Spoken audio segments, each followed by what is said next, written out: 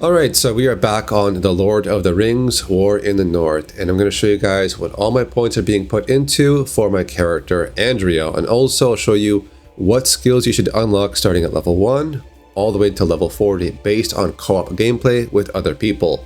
But if you are a solo player as Andriel, that requires a different skill tree path than the co-op version, so this one covers playing with friends. Alright, so let's have a look here. The first thing I would use here is Sanctuary. This is basically a big shield for your team to sit inside. After this, get 1 point into here for some healing. The next one is Preservation, put 1 point in there. Skills used by party members cost less power. Then put 1 point into Focused Mind, upgrade the elf's passive power regeneration. And that's it for this tree right here at the start. Alright, so on the tree on the right side, put 1 point into Empower Staff. You basically charge a shot, release it for a stronger shot. Like a sniper pretty much. Then put 2 points into Magnify Staff like that. And then go down and get this one right here, Wrath of the Eldar. You basically detonate your Sanctuary for huge damage. It's like a big explosion. This is powerful against elites and bosses.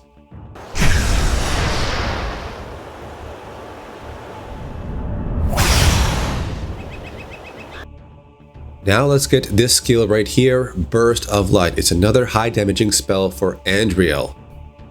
So at the start, you're starting off as a support class for providing cover, some healing, and now you're doing some big damage.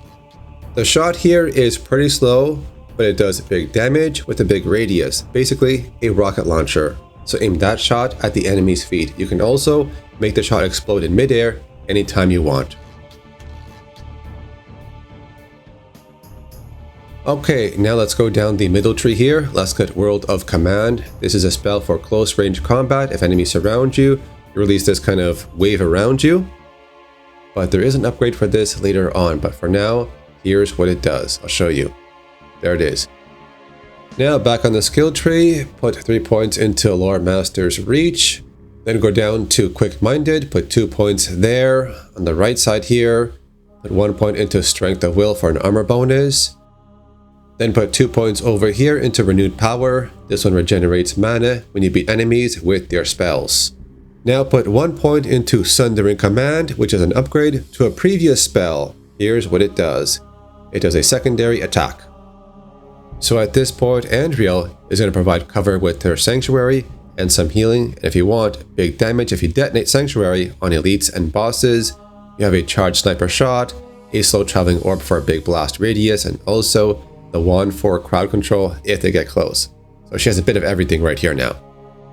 Then put 1 point into Staff and Steel so you can dual wield. Also Staff Mastery for more damage done by staffs. There is one more spell that I want to unlock that I'll use later on, but I don't need it right away. So for now, the points I'm getting, I'll put into these ones and just max them out. We have one more skill to unlock, but we'll save it for last because we don't need it right away. So at this point, yeah, let's get it. We're going to put 3 points into Smite. It's a single overhead swing that smashes the enemy in front of you. So if they get close, you can use this also. There it is. So for any leftover points you have there, just put it into Burst of Light and also into Healing Light. And that should be it.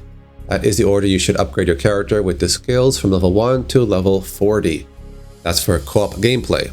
So start off in the left tree for some cover and healing, then on the right tree for actually getting damage for elites and bosses to help your team, because in the very beginning, you want to provide cover and healing for your team while they do damage. Then later on when you have points, you get your skills on the right tree where you can do big damage on elites and bosses. But if you are a solo player as Andriel, this requires a different path on the skill tree because when you're playing with bots, you're doing all the carrying, all the damage. I could do a video guide on that one as well if you guys want to see it, but for now, that's it for this video. Thanks for watching. Leave a like on it. I'll see you later.